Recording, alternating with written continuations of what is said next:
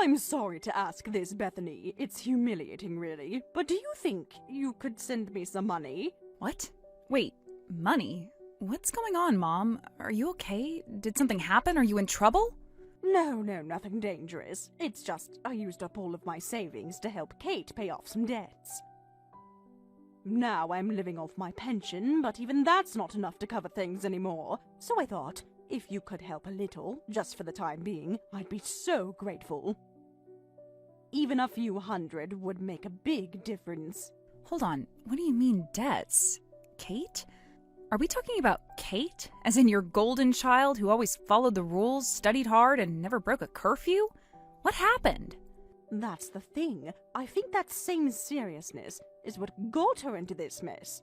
She was having problems at work, pretty bad ones it seems. Apparently she wasn't getting along with her team or her manager, and she just quit. One day, out of nowhere, she came back home with her bags packed. She quit her job? Kate? I know, I was shocked too, but she was so drained, Bethany, like all the life had gone out of her. She'd been working herself into the ground for years, and I think she just hit her limit. I told her maybe it was time to take a break, to treat this moment like a kind of summer vacation from adulthood. You know, rest, reset, recharge. Yeah, knowing her, I bet that suggestion didn't go over well. Exactly. She couldn't handle being unemployed, not even for a few weeks. She felt like a failure, kept saying she was falling behind while her peers were thriving, so instead of breathing, she panicked. She started applying everywhere, but no one called her back. Then, in her desperation, she got pulled into one of those multi-level marketing schemes. No way, not Kate. It's true.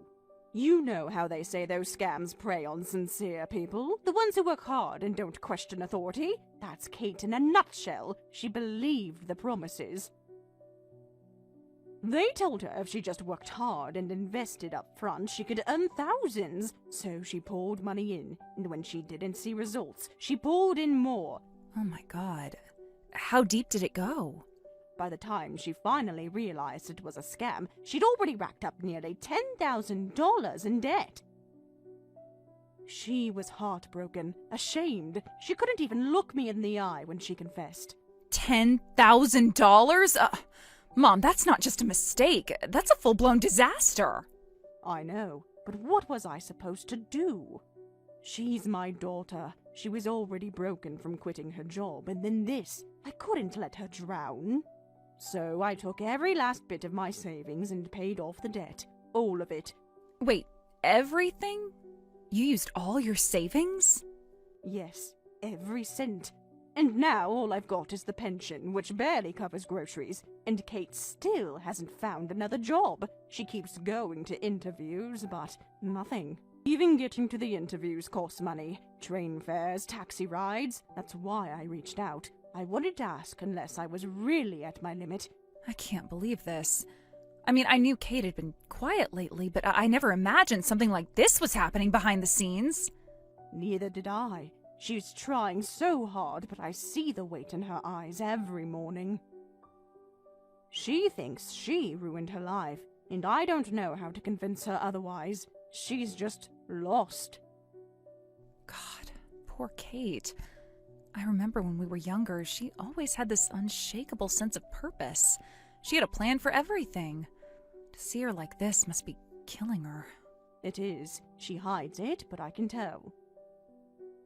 She wakes up before me every morning, puts on a suit, even if she's not going anywhere, just to feel like she's doing something right. And when rejection emails come, she reads them in silence. She doesn't cry anymore. It's like she's used to it now, and that terrifies me. God, Mom. Bethany, I know you have your hands full. A newborn, a household to run. I hate asking. But if there's any way you could send maybe $1,500 just to hold us over until she finds something. $1,500 is a lot, Mom. I know. It doesn't have to be all at once. Even smaller amounts would help. Just something to cover train fares, food, and maybe ease the pressure a little. It won't be forever. Just until Kate gets back on her feet. She will get back on her feet. I believe that with all my heart. But right now, we're stuck. Let me think. Honestly, we're stretched thin too. The baby's needs alone are overwhelming. But you're right. Rushing into another job could just land Kate in another toxic situation. If she ends up in a black company or working herself sick again, we'd just be back to square one. Exactly. She needs time, but time costs money, and I've run out of both. Okay, I'll do it. We'll find a way. I'll talk to Mark about moving some things around and see where we can cut back. Until Kate finds a stable job, I'll send her what we can each month. Really? Bethany, I don't even know what to say. Thank you. I know this isn't fair to you, not with everything you've got going on. You just had a baby, and now your mother is asking you for money. I feel like such a failure. Don't say that. You're not a failure. You're doing what any mother would do, protecting her daughter. If anything, I admire you more for it.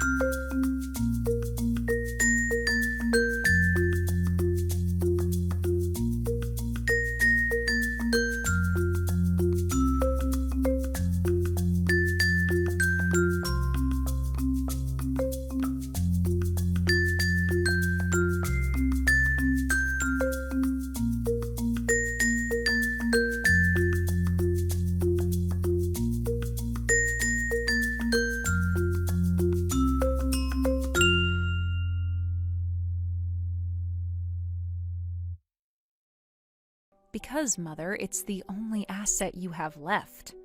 And since you keep asking your daughters to fund your debts, the only help I can offer now is to assist in selling this place. I know someone who works in real estate. I'll have them come and take a look. Debt? What debt? Kate's debt is already taken care of. I used all my savings to help her. There's nothing left to worry about anymore.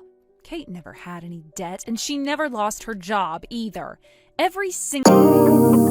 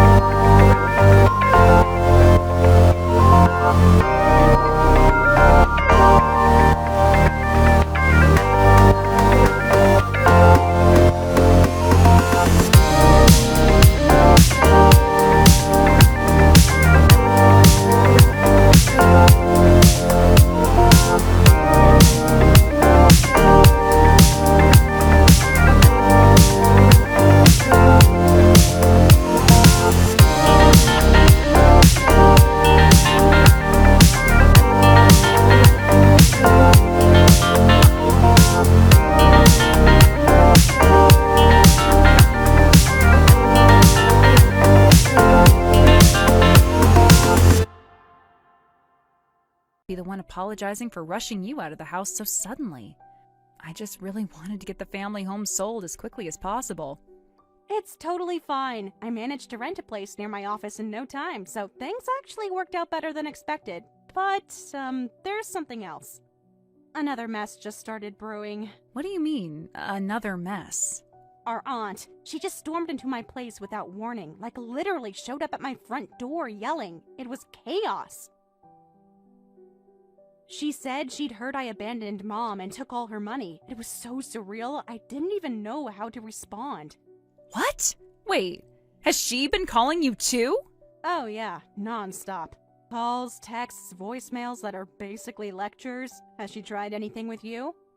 No, nothing. I haven't gotten a single call or message from anyone. What the hell is going on?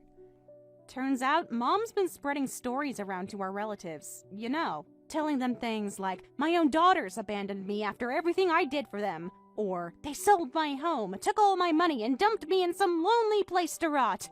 She said what? I know. She's twisting the story to make herself look like the tragic, discarded mother. And worse, some of them are actually buying it. A few relatives have even lent her money out of pity. They're calling her brave and heartbroken. Unbelievable. She's learned nothing. After everything, after all the lies, the manipulation, the guilt tripping, she's still playing the same game. Still trying to make herself the victim. It's like she can't live unless she's getting sympathy or someone to control. I don't even know if she realizes how destructive she's being anymore. All right, then it's time we deal with this. Again. Leave it to me. I handled her once, I'll do it again. Are you sure? Maybe I should talk to her directly this time. I mean, she's in her new place, but it's still close by. I could just go over there and... No.